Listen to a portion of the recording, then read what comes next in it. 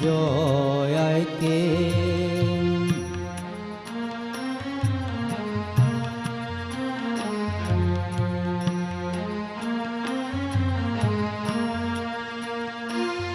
From joy I came, for joy I live, in blissful joy I melt again. From joy I came, for joy I live, in blissful joy I melt again. From joy I came, for joy I live, in blissful joy I melt again. From joy I came, for joy I live, in blissful joy I melt again. Namaste. Welcome to our usual Sunday evening satsang. We just started our yoga teachers training course last Friday, so we're a few days into it, and it's nice to have you joining us. We'll begin our meditation. We'll chant some mantras to create a nice positive mood, vibration in our body, mind, and in our Sangha. Sangha means our gathering here.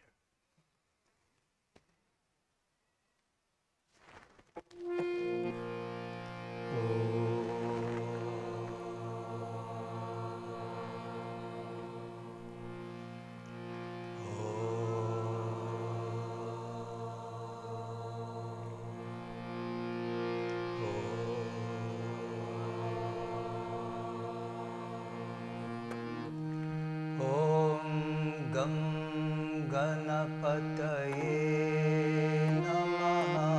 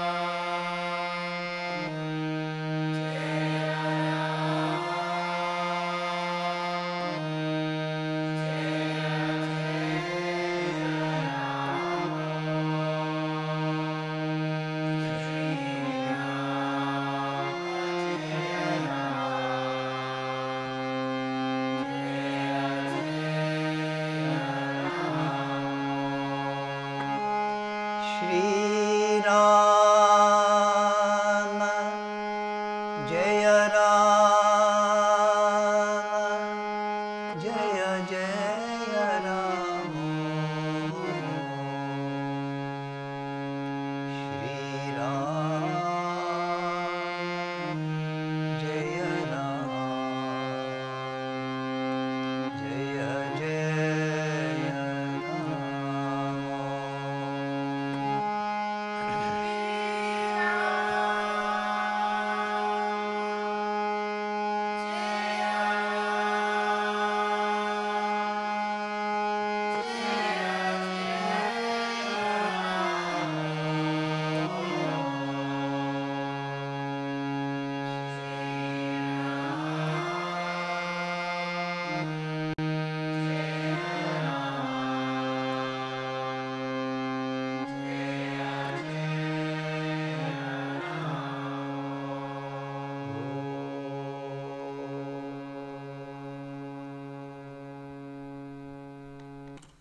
Sit up straight.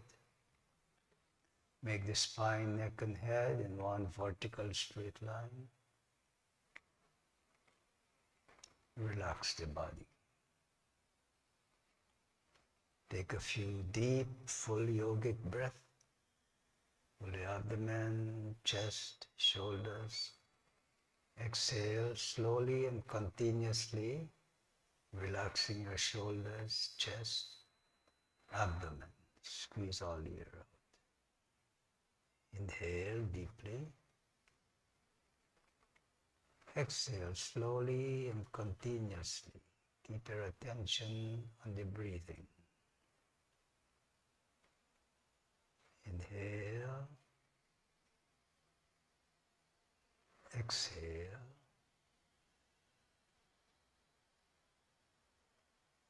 Inhale. Exhale slowly, continuously. Make your exhalation longer than the inhalation. Inhale. Exhale. And let the breath flow normally in and out.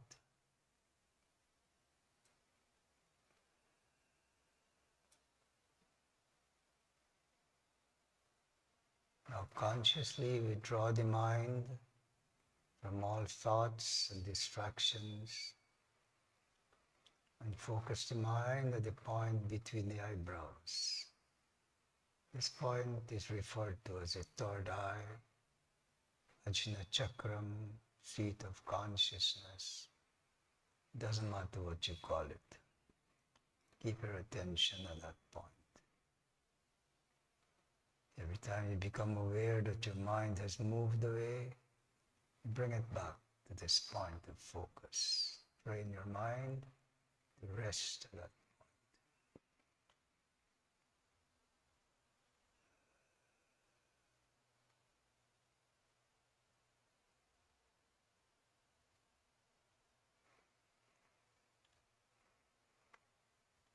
With practice and time, you'll become aware of a throbbing, pulsating sensation at that point.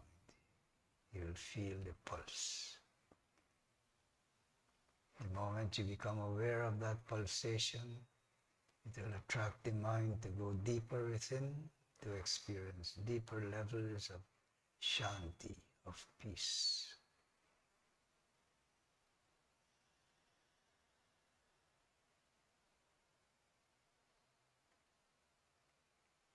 To assist in this process of developing concentration, you can use a mantra. If you don't have a mantra, use Om mentally, continuously. Repeat Om. Om. Om is a universal mantra. It's the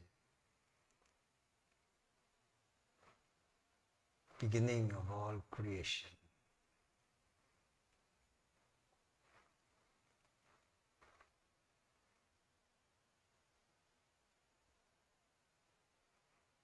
Keep your attention at that point. Mentally, continuously repeat the mantra.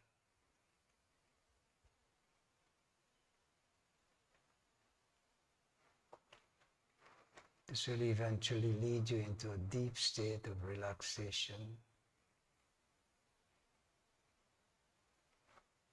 and eventually into meditation.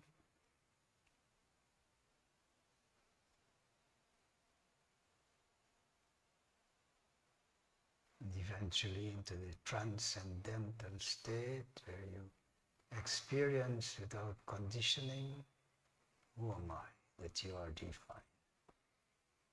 We continue silently for a few minutes.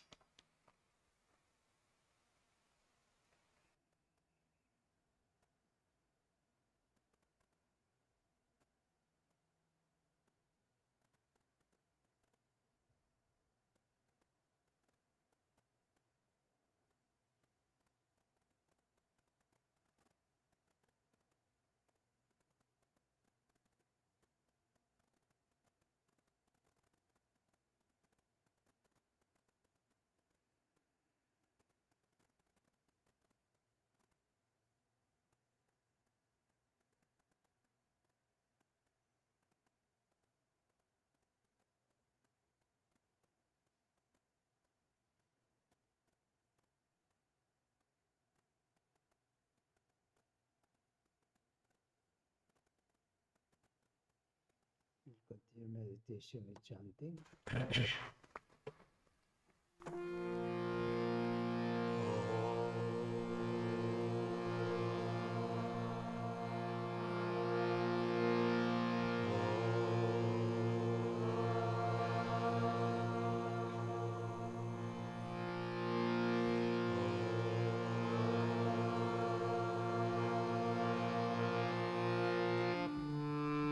Jaya Ganesha, Jaya Ganesha, Jaya Ganesha, Pahi Maan.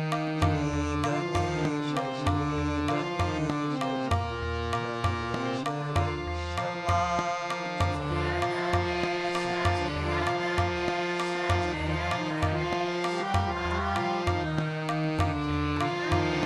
Shri Ganesha, Shri Ganesha, Rakshama. Jaya Ganesha, Jaya Ganesha.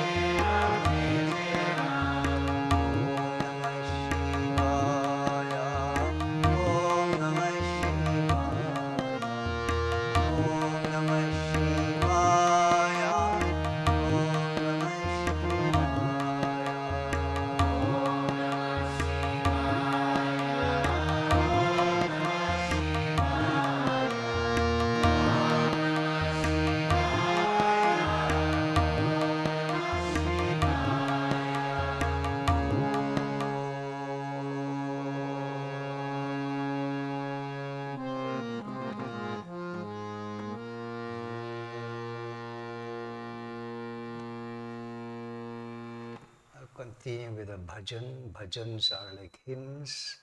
Sometimes they are philosophical in nature, sometimes in praise of the divine.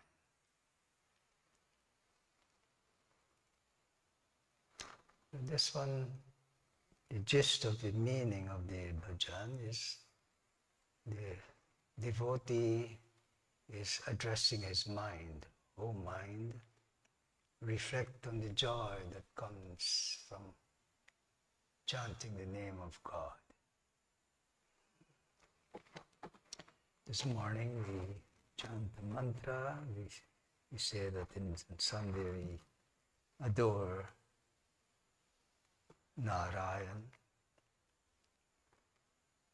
And we chanted Om Namo Bhagavate Vasudevaya, Om Namo Narayana. The mantra for Narayan. Narayan is that aspect of the divine that is involved in preserving the creation. So whenever negativity or evil threatening the balance, the creation, then Vishnu incarnate in whatever form necessary to help to bring back balance and so. So Vishnu, Narayan, with different names for the same aspect of the divine. Manifested, incarnated many times, and one of the incarnation was Rama. Supposedly incarnated 50,000 years before Krishna, and so on. It doesn't really matter. If you want to spend the rest of your life verifying that, it's okay. You might find it's 50,100.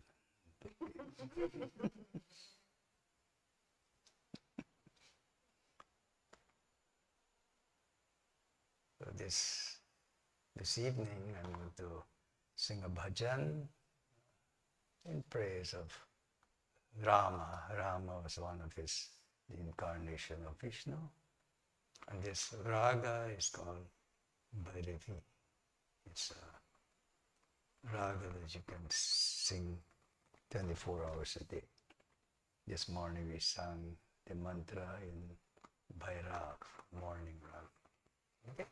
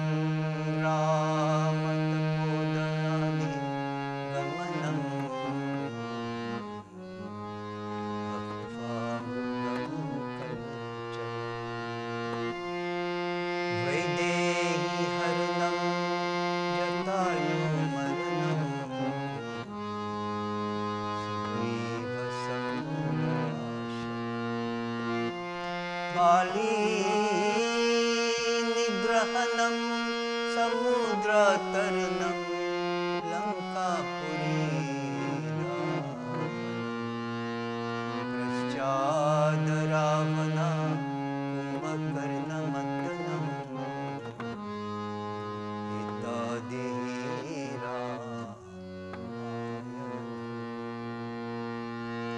भज मन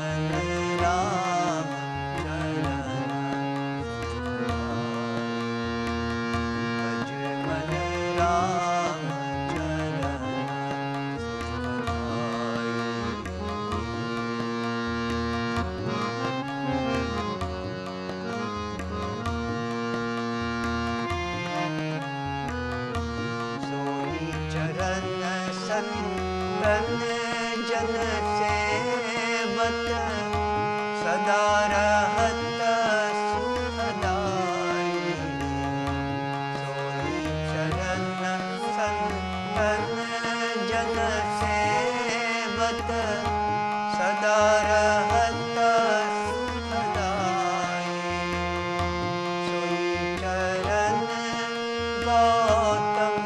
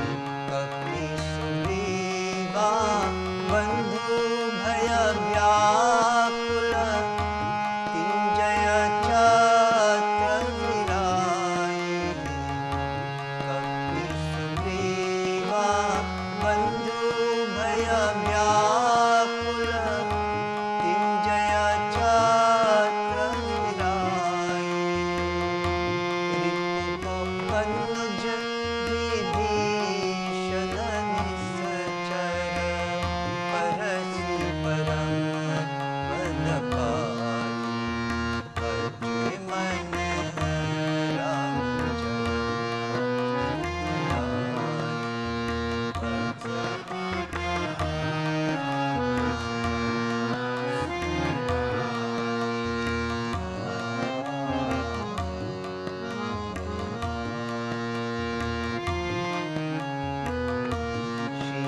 सनकादिक पर ब्रह्मादिक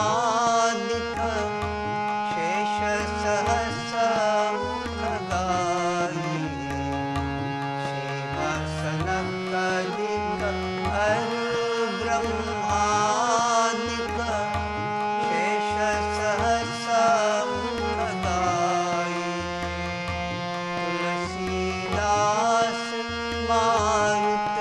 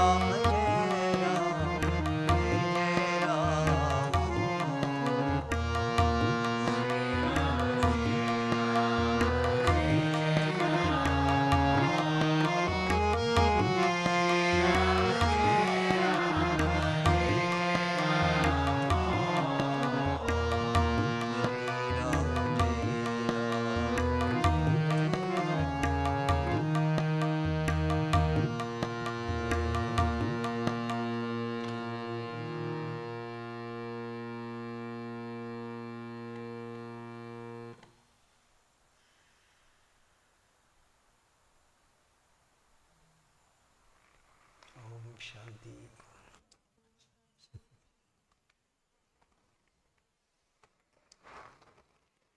So, from the very beginning, I try to impress on you that you're divine. The great Master Shivananda, whenever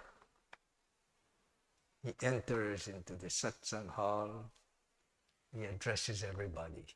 Blessed immortal selves, blessed divinities. Because that is what you are, that is who you are. You are divine. You are divine. You call it the spirit, the soul, the Atman, it doesn't matter what name you give it. You are divine. You are immortal. That is the absolute truth.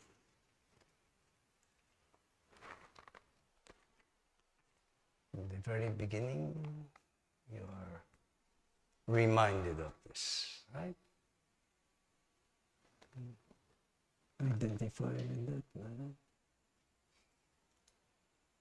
Not to identify with I'm a sinner, I'm a sinner, I'm a sinner. I'm divine. This divinity who you are is functioning through the three bodies. The physical body that you're in touch with all the time, the astral body, the causal body.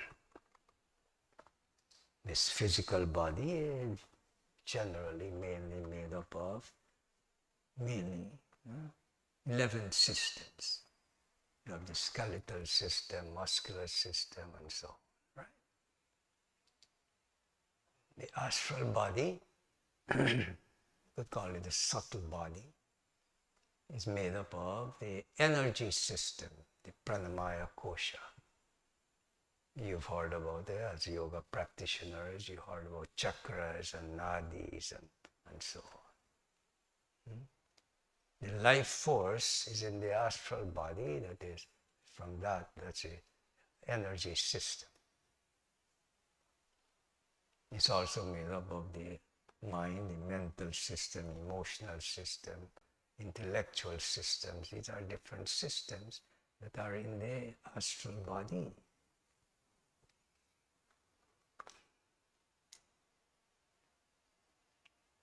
Then you have the other body they call the causal body, not casual body.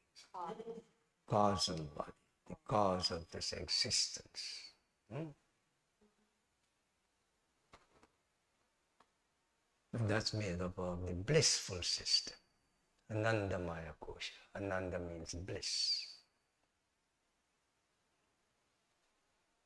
So the self, the soul, who you are, is functioning through these bodies to experience this world of objects, emotions, thoughts.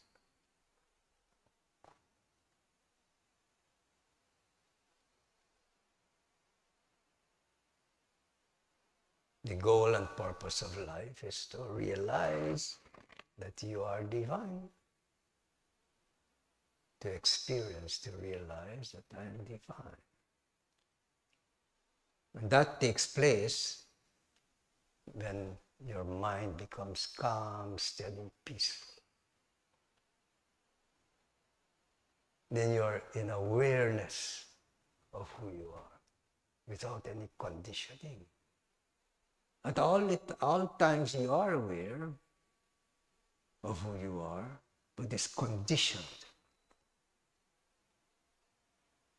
by this body, the state of the body, the state of the astral body, causal body, and so on. It's conditioned by so many things. Culture, religion, education, whatever it is. So whatever you're experiencing as a divine is conditioned by.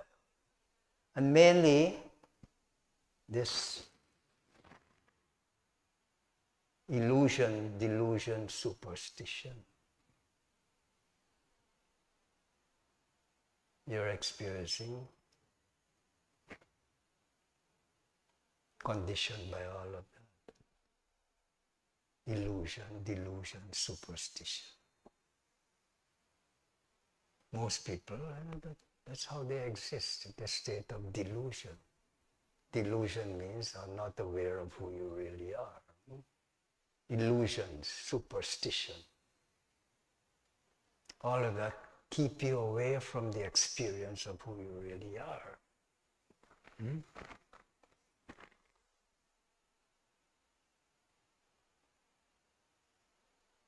So in Raja Yoga, the very beginning, you are told that yoga is the control of the thought waves in the mind.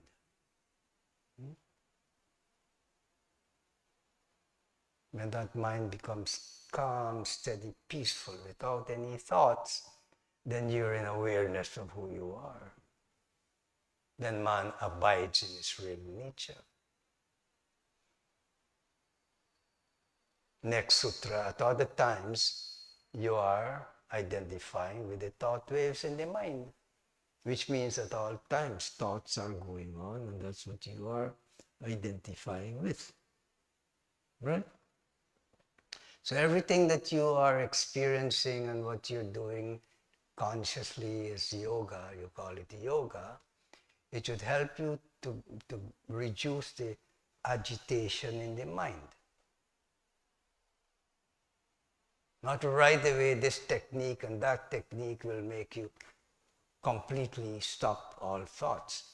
And this is what people, they sell you some drugs or something that you take this and stop the thoughts and mind and so on. What they're really doing is destroying your mind. You are destroying your own mind. And that's because you can't stand the mind. You have created so much confusion, corruption, disease in the mind. You understand? So everything that you're doing, man, you're chanting, singing, and so on, it should help to lift the mind out of depression, anxiety, restlessness, and so on, to a state of peace, shanti, bliss. In that state of peacefulness, you experience bliss, happiness. Everybody is in pursuit of happiness. Everybody wants to be happy. All beings want to be happy. Not only human beings. Everybody wants to be happy. And you think that whatever you're doing will make you happy. We're conditioned to feel that happiness comes from pleasure. The more pleasure you have, the more you indulge in it, you feel that the more you're going to be happy. And so people relentlessly all the time, everything they do is to get more and more pleasure. indulge more and more. And what happens? Instead of freeing you, it enslaves you more and more through bad habits and addictions and whatnot. Do you live in a time and an age where you experience true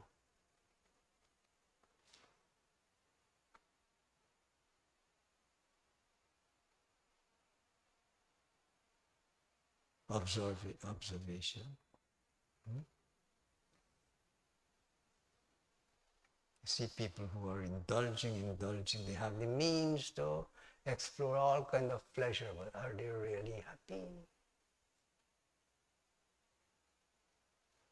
You may think they are because of how we are conditioned. Oh, they're having so much of pleasure, they must be very happy.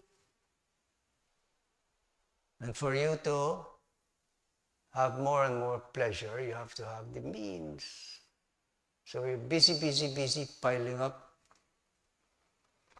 all the things that you think will make you happy, only to be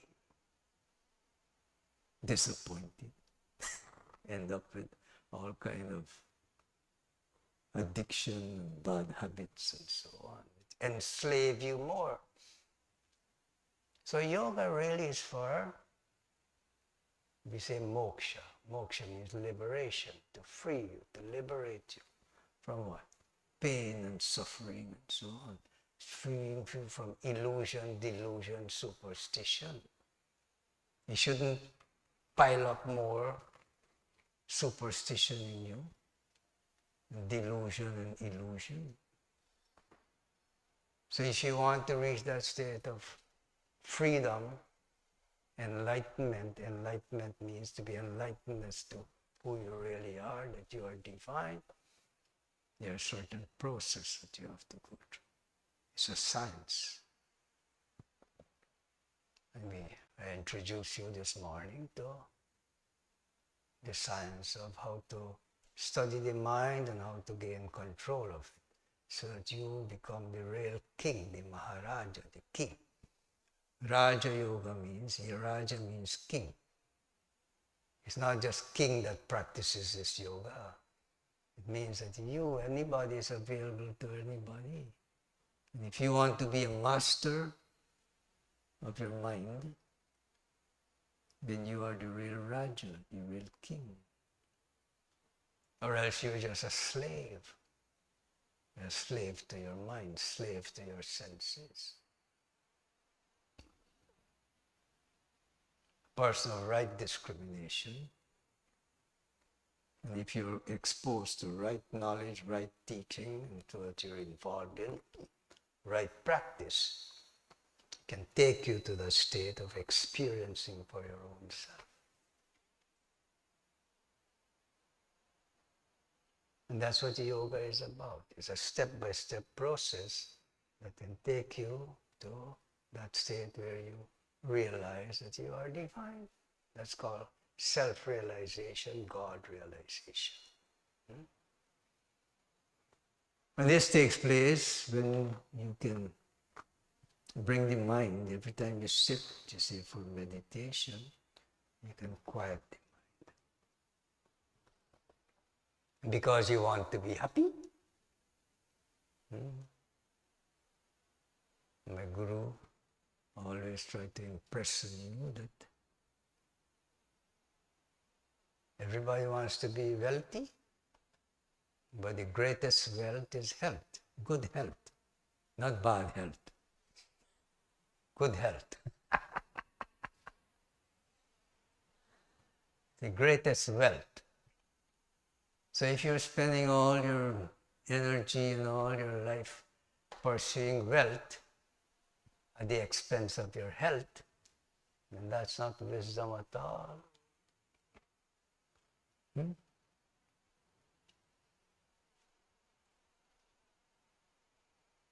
So Yogi Hari says, seek ye first the kingdom of good health, then all wealth shall be added unto thee. For if you seek wealth at the expense of your health, you shall surely spend the wealth to get back your health. And in most cases, it's too late.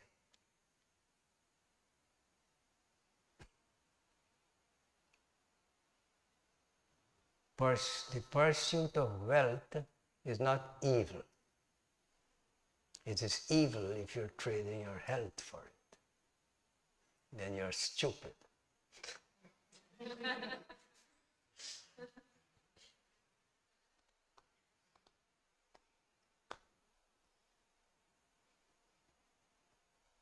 It doesn't make sense. So if you want to pursue success, that's okay, man. But don't transgress certain things. You don't build up bad karma. Free yourself in the process of the pursuit of success. It is your duty to be successful. But don't trade your health for it. Don't trade your peace of mind for it. You want to be happy? Happiness comes from peace. Peace comes from peace of mind. In the pursuit of peace, if you're transgressing certain rules and laws, basic conduct of life, you're not going to experience peace.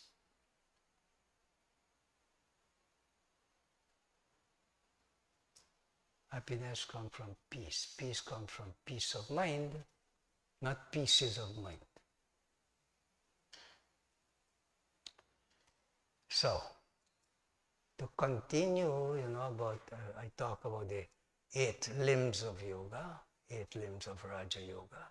It's called Ashtanga Yoga. Ashtanga means 8 limbs, 8 steps.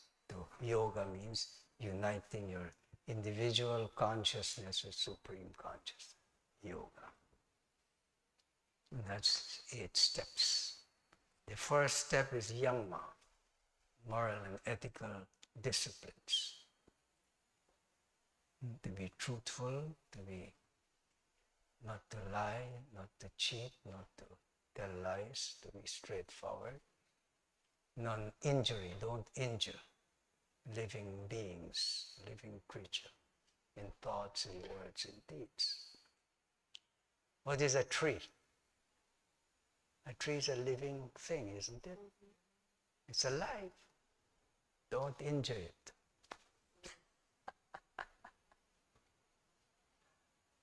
It's part of you. They said that half of your lungs is out there.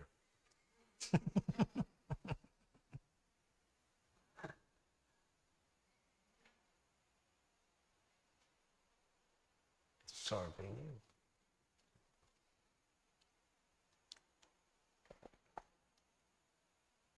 Non-injury, non-stealing. Don't take what doesn't belong to you. Non-covetousness. One of the 10 commandments is thou shalt not covet thy neighbor's husband or neighbor's wife. But most of you are women here, so I can't tell you don't covet your neighbor's wife.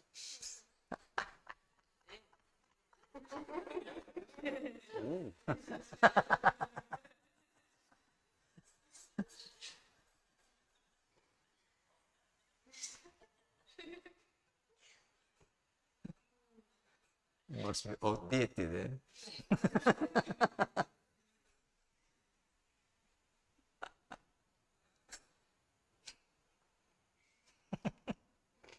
I belong to the old school.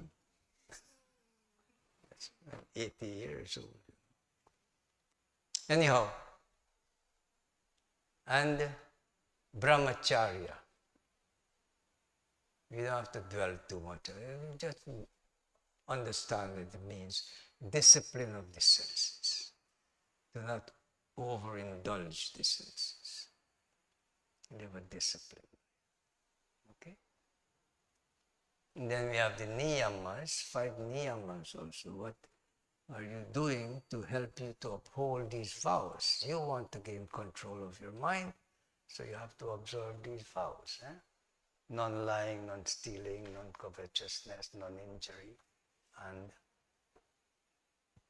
discipline. Okay? The niyamas are purity, contentment, study, austerity, dedicating the fruits of your actions to God. Purity means purity in thoughts, in words, in deeds.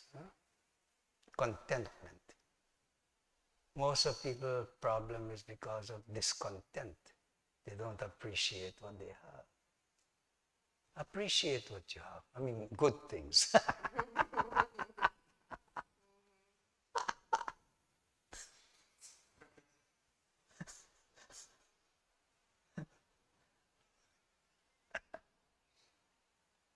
Study.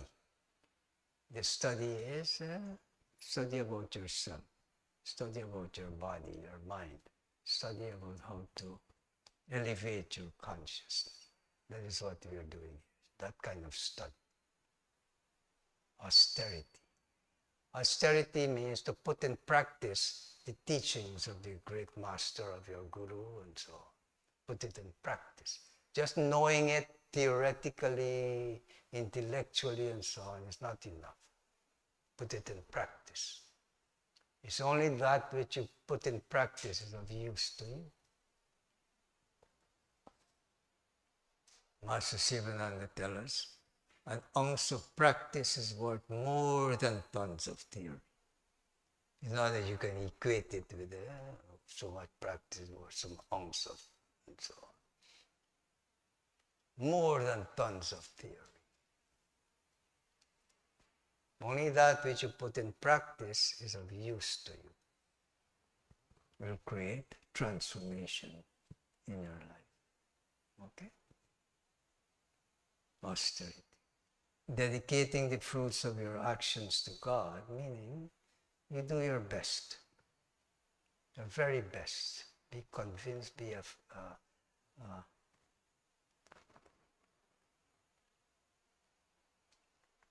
happy to know that I've done my best, and you surrender the rest. God, I've done my best, tomorrow I'll do better.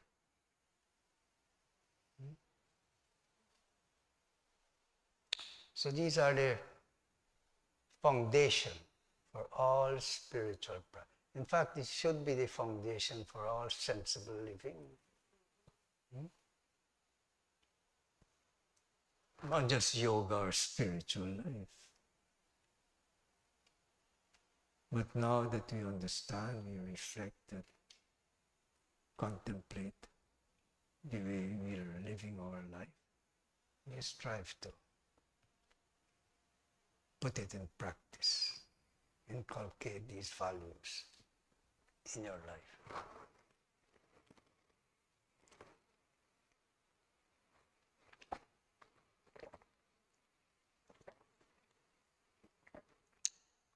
Why we want to do this? It's because you want to gain control of the mind. You want to remove or rise above that which is creating disturbance in your mind, right? At this point, I could introduce to you the 3 defects of the mind. You order something from Amazon, you come and you find it's defective. What do you do? Return it. You return it. Now if you find out, and if you don't know, I'm telling you that you have 3 defects of the mind. What are you going to do about it? Return it. You have to deal with it, man.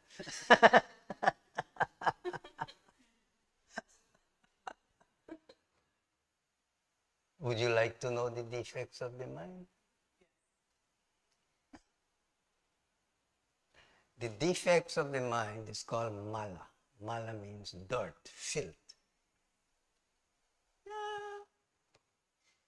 First he's abusing me, he's insulting me by telling me I have a defective mind. No, he's telling me that one of the defects is the filth in your mind. The dirt, the filth. Mala means dirt, filth.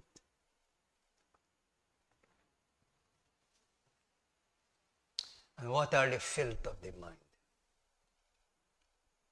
We're trying to study it, right? You want to deal with it. You could say mainly the animal nature, the lower nature. Lust, anger, greed, hatred, jealousy, envy, fear. We're lusting all the time. If I ask you, are you lusting? What do you say? No. All the time we're lusting for name, for fame, for wealth, for pleasure, and so on. Right? Hunkering, lusting. When the lust is not satisfied, it leads to anger or frustration. If you're a boss, you get angry. If you're an employee, you get frustrated. It's the same negative energy, isn't it? And if your lust is satisfied, what happens? You want more, man. It leads to greed. Now that you know how to satisfy it, you want more. It leads to greed. And if you find your neighbor has more of what you want, then you become jealous, envious, hatred. So all that stems from this lusting, leads to anger, greed, hatred, jealousy, envy, and lots of fear.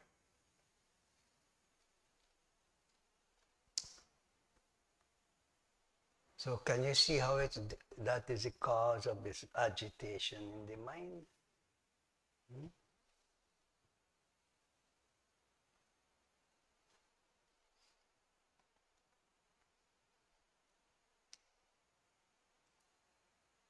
How do you correct that defect? You want to? No? You find lusting, anger, greed, hatred, you find it nice? Some people think it's a virtue. Don't mess with me, man, I get angry very quickly.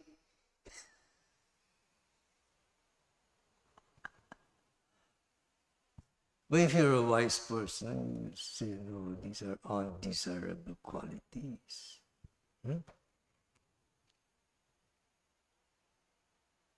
So how do you correct it? By substituting the opposite.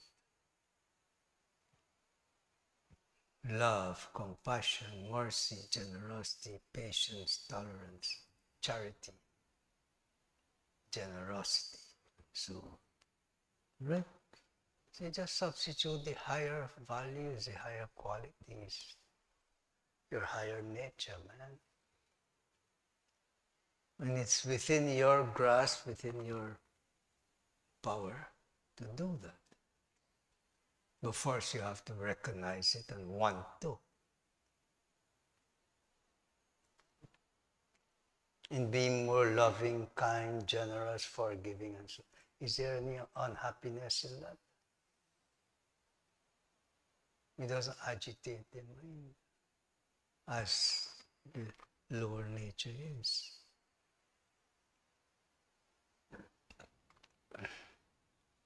So you correct that, or you rise above that by substituting your higher nature. Cultivate that more, promoting that, the higher nature.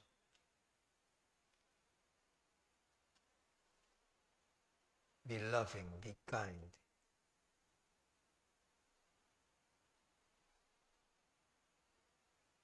Forgiving, generous. and so on. So this is one of the defects of the mind. The other defect is called vikshepa, V-I-K-S-H-I-P, vikshepa, V-I-K-S-H-I-P, vikshepa, means the tossing nature of the mind. The nature of the mind is like that, to be agitated, to be tossing all the time. But it's really an effect of mala. It's an effect of the lower nature, right? But it can be a barometer for you to know that, my mind is less agitated by being loving and kind.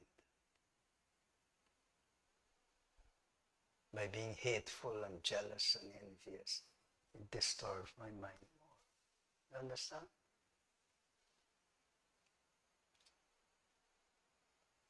This is what yoga is supposed to be. Self-awareness. Make you aware of your own self. Aware of your own mind.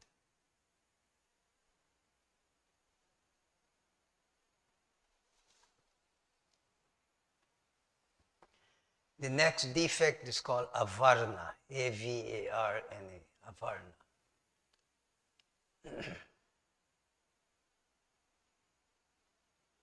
Avarna is veiling power. Like the mind has the power to veil consciousness.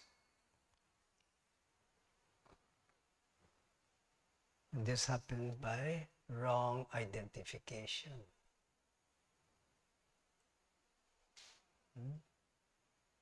You're identifying with what you're really not.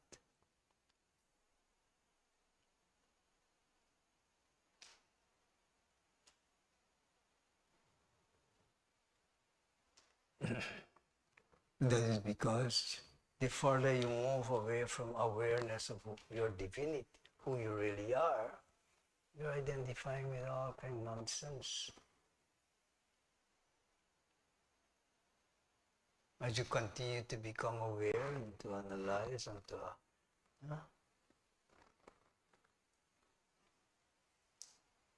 you find that your mind is only working on the very surface of existence. I'm white, I'm black, I'm blue, I'm brown. That's what we are identifying with. And how deep is that? Just a little below the surface, man. What do you find? Universality. The same blood, isn't it?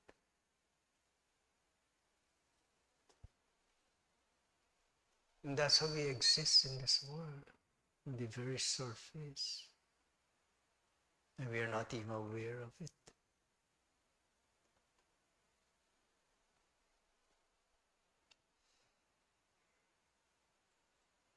I'm Hindu, I'm Muslim, I'm Christian, I'm this, and you're nothing of that, man. That's just a club you join. If it's helping you, it's okay. If not, you have the freedom to change club.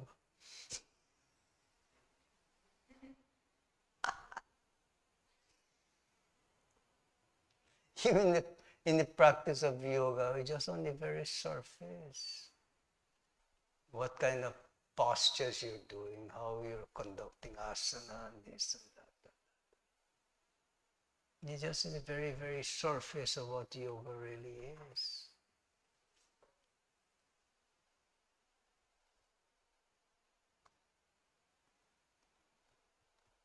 So it's a proper exercise. You have to exercise the body, man. If you want to be healthy, exercise it, nourish it, rest it, and so on. Basically. And don't get stuck. Well, I'm the elite of yoga practice. A younger yoga. Hatha yoga. Hatha yoga. Bikram Yoga, Shivananda Yoga. All you're talking about just a very surface, how you're conducting or practicing your asanas, asana practice. And that's a very, very surface of what yoga is. Okay?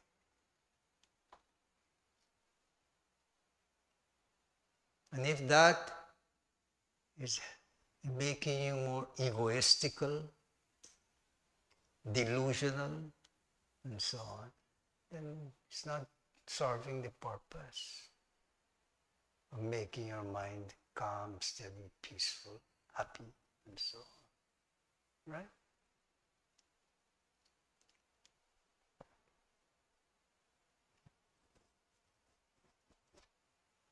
So because you are not just a physical being or an emotional being, mental, intellectual, you're a composite of all of this. But most important, you transcend all of this. These are just vehicles and tools that you're using to help you to gain control of your mind.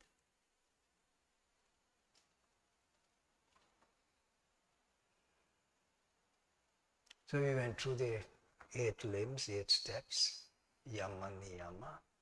The next one is asana. Asana means a steady posture. If you want to meditate, you have to have a steady posture. But you may say, oh, if I lie down, that's a steady posture. But it's not conducive to meditation. That induces sleep. Even though a lot of you pay a lot of money to learn how to sleep. Yeah, you need it, so it's okay. You have money, so what's the money? You're not going to sleep on the money. And the more money you sleep on, the less sleep you're getting.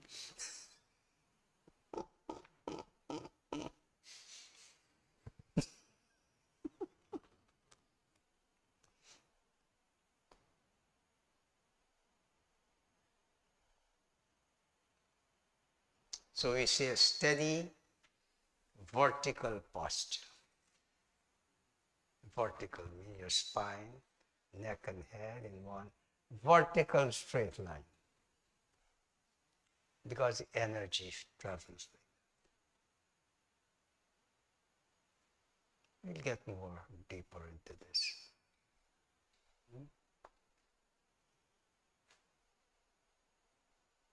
So that's the third step.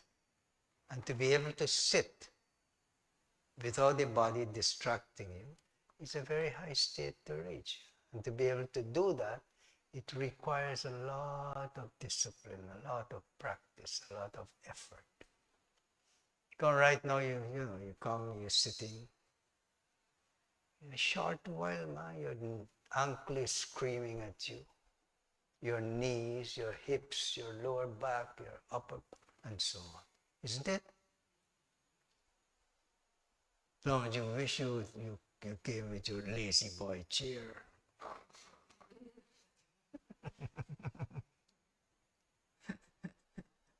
Huh? You have 2, 3. Then who are you going to give it to? Nobody needs.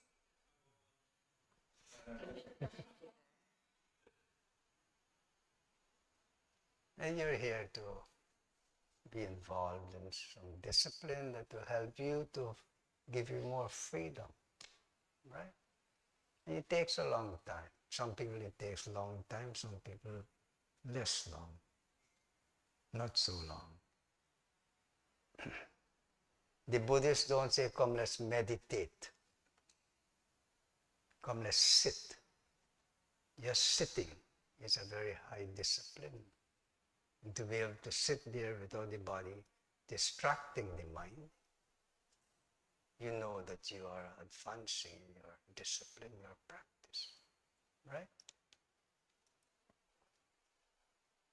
And you don't have to force yourself.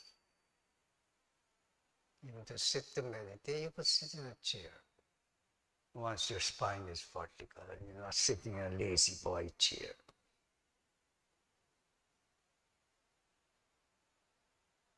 That's a third limb, asana.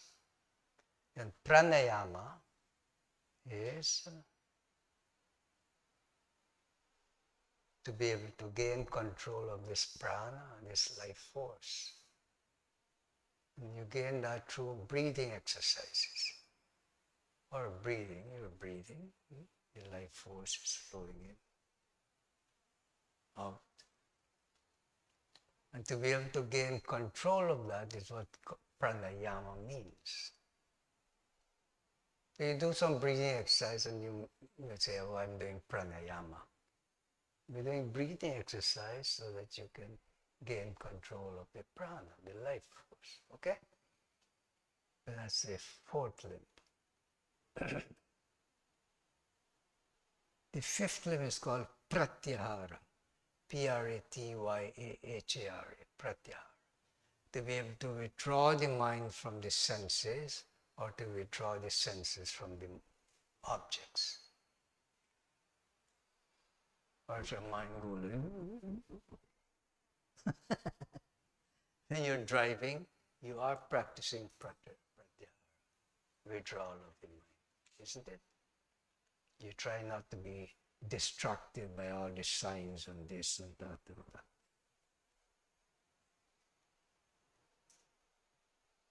So you try to focus, to be attentive on your driving, right?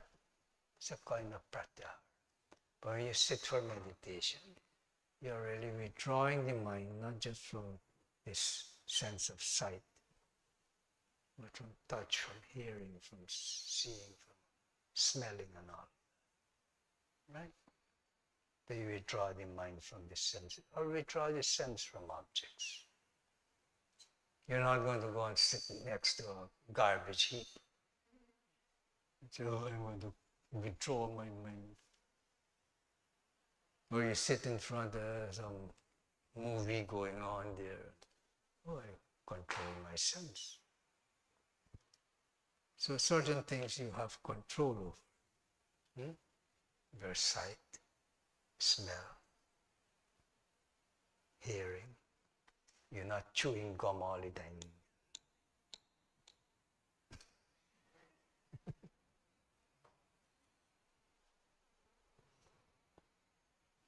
These are things that you can consciously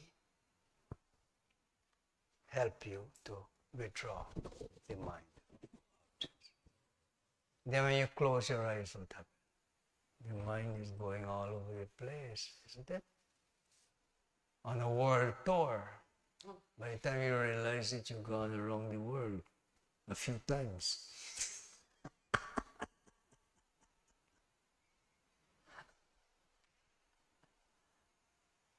So you withdraw them. Thoughts and other distractions. So that's called pratyahara, to withdraw the mind. Once you withdraw the mind, you need something to focus it on, or else it's just there. The focus, that's called dharana, concentration.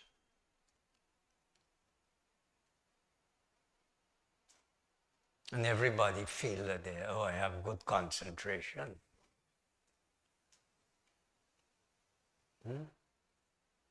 There is a certain guidelines that you can use for you to become aware of your own self, how good your concentration is. So one of the guidelines is that if you can hold on to one object or one idea without any other thing disturbing or distracting you for about 12 seconds, you would have mastered concentration. So choose an object that you are familiar with. Let us say the cross. Everybody is familiar with the cross, isn't it? Yes or no? Yes. Or tell me any other object that you want to use.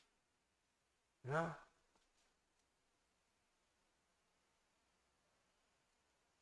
So, we're going to carry out an experiment. You, your own self. So, think about this cross, visualize this cross without any other image filtering through.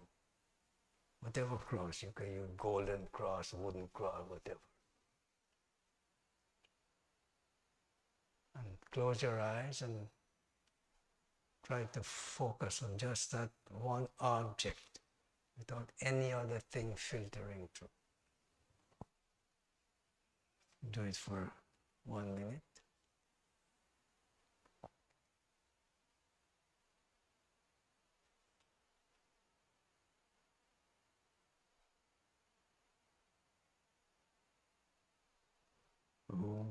What's your experience?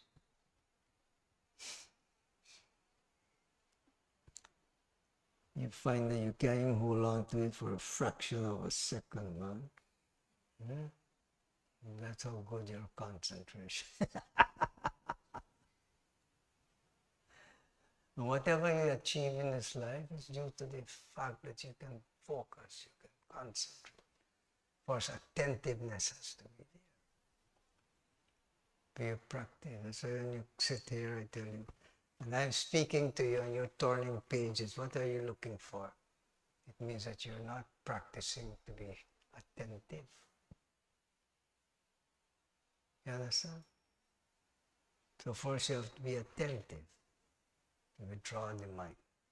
Then attention, then concentration.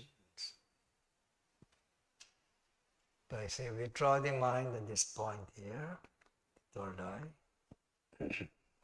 Practice, withdrawing the mind, focus. And you yourself will experience that your mind becomes less and less agitated.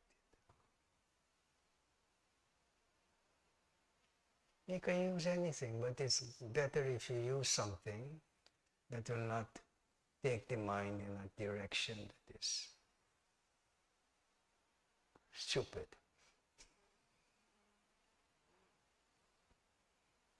You can focus on ice cream, but then soon your mouth starts to salivate and so on. Yeah, it's not a good object.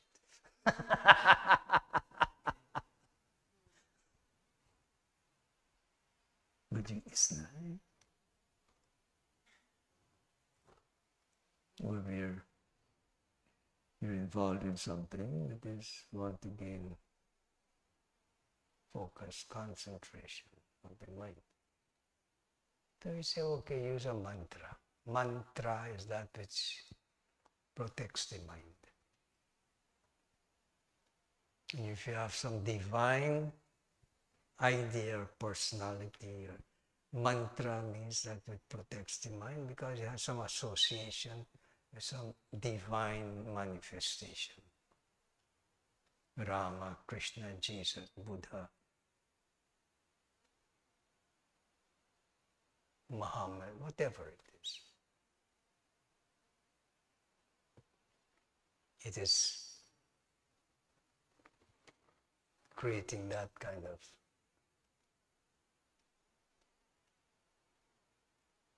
association in the mind, right?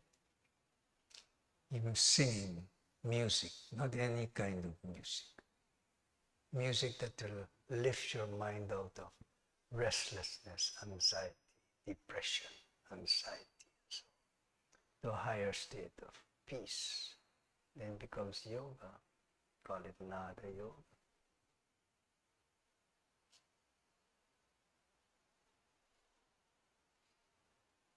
So pratyahara, withdraw the mind, then you focus it, you practice concentration. And that all day, every time you're doing whatever you're involved in, man, you can practice that. Practice withdrawal of the mind. Practice focus, concentration.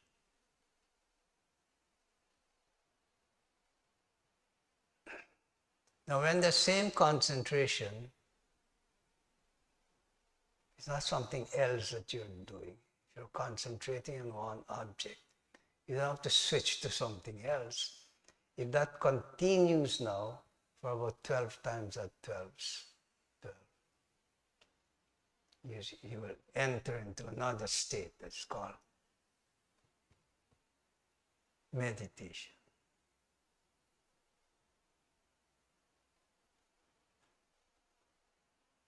To the same object, you have to keep jumping from one thing to another.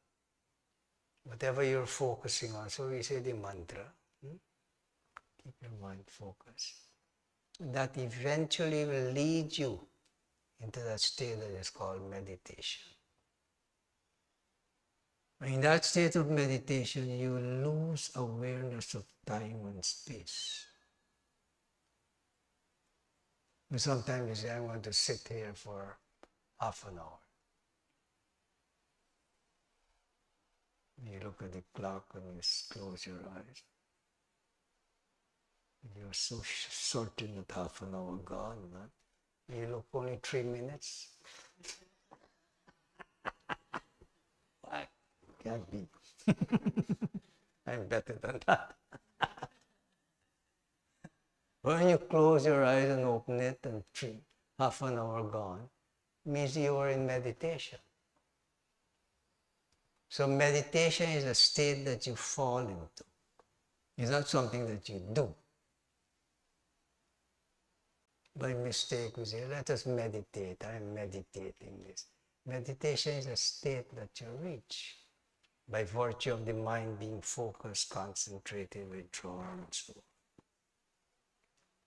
Just like sleep. You may say, I'm going to sleep, right? And I pass by, I say, Ma Shakti, what are you doing? And she said, I'm sleeping, Guruji. I said, no, you're not sleeping. Or I don't say it, I know that she's not sleeping. She's trying to sleep, right? But when she falls asleep, she don't even know. I pass by, I say, Ma Shakti, what you're doing? I know she's sleeping.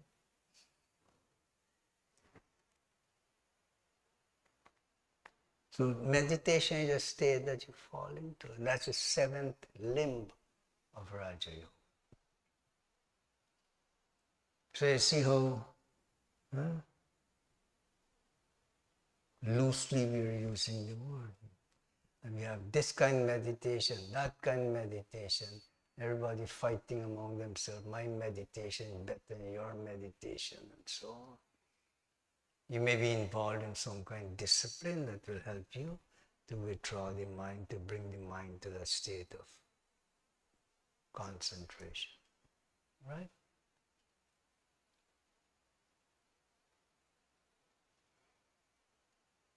So whatever you're doing to bring your mind to that state of quietness, and you will know.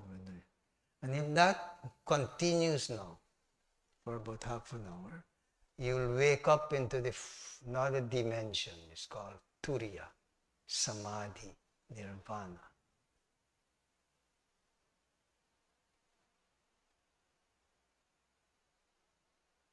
Samadhi, Nirvana. We say Turiya. Turiya means the 4th. So that 4th dimension, that state, is called also transcendental state, meaning you're transcending all the limitations of body, senses, mind, intellect, and ego. You transcend this level of duality. Wake up into that 4th dimension, is called Samadhi. In that state, you experience that I am divine. And that's called self-realization, God realization. Whatever name you call it, doesn't matter. But you'll experience, I am divine. I and my Father are one. He's in me, I am in He, I am in that. I am that pure consciousness. No, you read it, you hear about it, but you haven't experienced it. To experience that is, there's no more doubting or doubt or whatever, no matter what word you're using.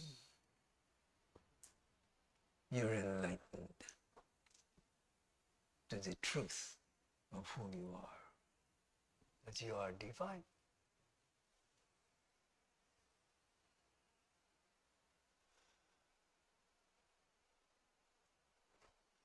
Sometimes we use words and we don't know what it means or the real understanding of it.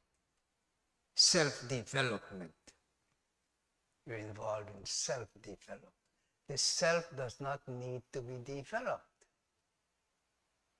The self is pure consciousness, perfect, divine. So because of this misunderstanding, people parading, myself is more developed than yourself, and oh, I have this, that, oh, you're an old soul, this one, and such nonsense. The self, the soul is ageless, immortal, eternal. Water cannot wet it, fire cannot burn it, sword cannot cut it. And so, it's immortal, indestructible, eternal. But you're not aware of this. So the practice of yoga, whatever you're involved in right now, I'm giving you an introduction, an idea,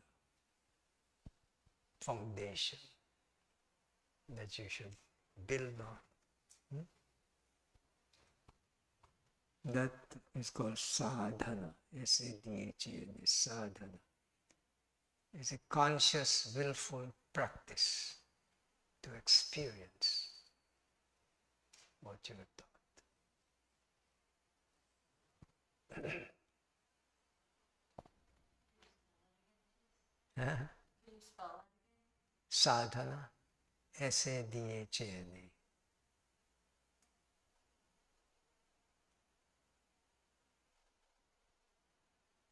Don't mistake it to feel that I'm telling you to be sad. Sadhana. Sadhana.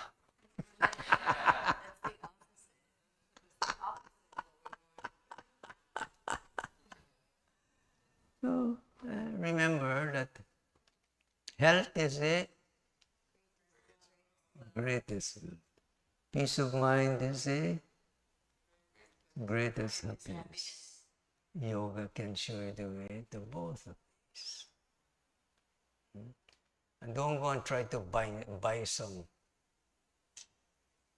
happiness.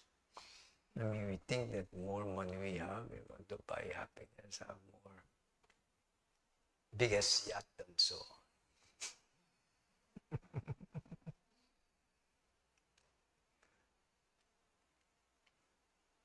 So we'll end here tonight.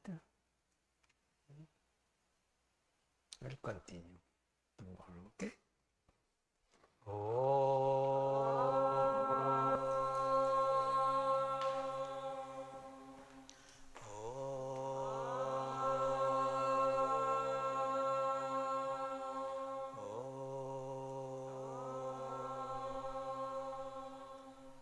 door of Lord of mercy and love, salutations and prostrations unto thee. Thou art omnipresent, omnipotent, omniscient. Thou art Satchidananda. Thou art existence, knowledge, and bliss absolute. Thou art the indweller of all beings. Grant us an understanding heart, equal vision, balanced mind, faith, devotion, and wisdom. Grant us inner spiritual strength to resist temptation and control.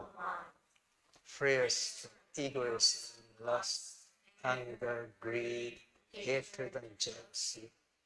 Fill our hearts with divine virtues. Let us behold Thee in all these names and forms. Let us serve Thee in all these names and forms. Let us ever remember Thee. Let us ever sing Thy praise. Let Thy name be on our lips. Let us abide in thee forever. Bolo Satguru Shivananda Maharaj Ki Jai. Shri Yogi Hari Jai. All devotees ki Jai.